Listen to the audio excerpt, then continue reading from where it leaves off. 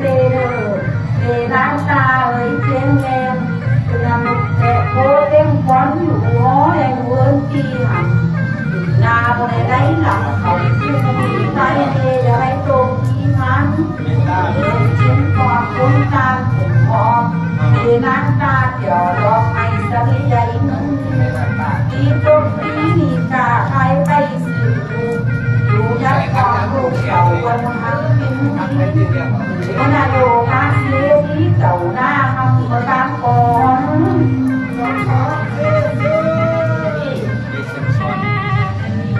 ยังยกเลิกคุณจะตาช่วยเจ้ากินที่พ่อไม่จ้างครับน่ารักเดี๋ยววันนี้เออดีนะที่นักสอนเดี๋ยวปันเดเสียงซ้อนเนี่ยเจอเนอวันตามไปวันเดียวเอิญย้อนฝังออกจากฝังที่พ่อแก่ไม่เดินนั่งเย็นกันหมูชุ่มเจ้าโป๊เก่าดูยักษ์ความลูกเต่าก็ได้ซ้ำหลายคนเจียงมาที่ใจถึงโจเอาโคเล่นคุ้นเริ่มยองในสาการปักหน้าป่านเริ่มต่อในบ้านอยู่เชียงคานเสียงหลงเสียงวันมุดเลยบ้างเสียงโจเอาโคเยี่ยมความในอากาศหายโคสิดูสุนจูเมเรียนในโตเรียนเสียงซ้อนรับนอนที่มีแค่โอ้โหเลยเก่า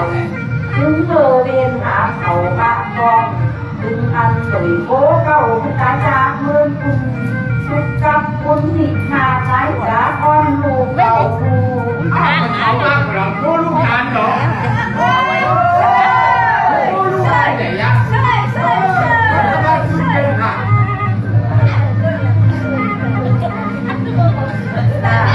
เดี๋ยวเราไม่จะกินเตเวียนหาเราเมื่อปันโอ้ไปก่อนเสียน้ำสุดคุณเดี๋ยวนะจะมาคุ้มเด็กจะมาให้มีอามาจอยรุ่นในอามาเดียใส่อันตุยโคเก่ามึงหลุดมาในสายตาเมืองมอน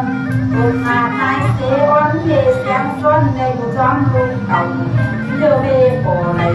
ขึ้นเขากับตามสบายรุ่งทำสุขลำใจเด่นเจียงหายฝังได้ดูบ้านลุงนั่นในนักเสียงหายโคกับโคกันเด็กมาได้ไหลเงินมาไหลมึงเขาได้ถึงจองได้ถึงนามึงจัดมาคุ้มเดเสียงซ้อนเดี่ยวเบิ้งยองในคนเขา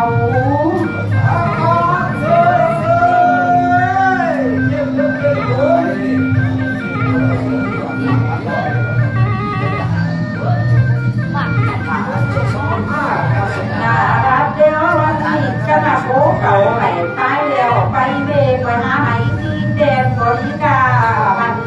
อยากให้ตัวที่เป็นมาบุกมุ้งหมูชุ่มจะโผนาบุญยันหยอดช่วยกำมาโชว์จะโผเอจึง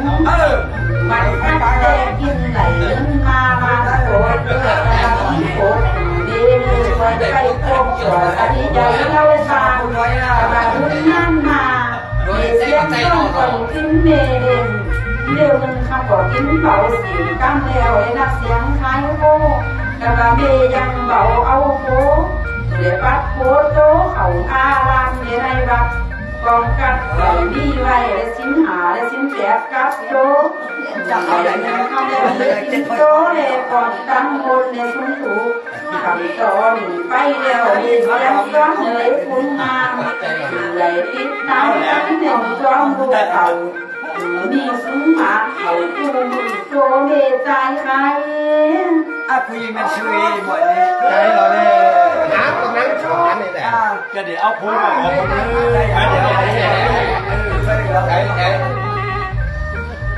มีเสียงซ้อนกันไฟเดี๋ยวพูดมาบอกเลย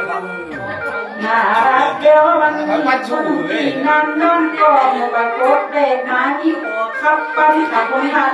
มึงขับคนหยาบมึงสาหมูชุ่มตีน้องอันแหละมานั่งอยู่จองเดินฝังปิ้นเดียวคนเก่าเมืองลงจิตใจโค้งแดบพอคำแก่นเกี่ยวซาเทประสิทธิ์เกี่ยวซาเทสะพีใหญ่เมฆไผ่ขาดยันเนอในโตเมนางไทยอันนี้คงจิ้นเดชใจนี่เปิ้นหูลุงข้างฝั่งพอคำแก่นเกี่ยวน้ำฟังแล้วก็ออกลง ส่ฝังปันโกงในบ้านละลุก1 ปีแล้วไปใส่ประหยัดสิ่งที่สั่งในปันโกงอ่อนแสงเดินแหวกครับปันตึงเดนักเยเปียนสีเด็ดขังน้ำต้นดีไอ้น้ำจันแหวกครับปันหือและโตก็เสียงย่องเด็กขาวก้องกองเห็ดก่อในขาน้ำก้อนกองเอาไว้ให้เด็กเกิด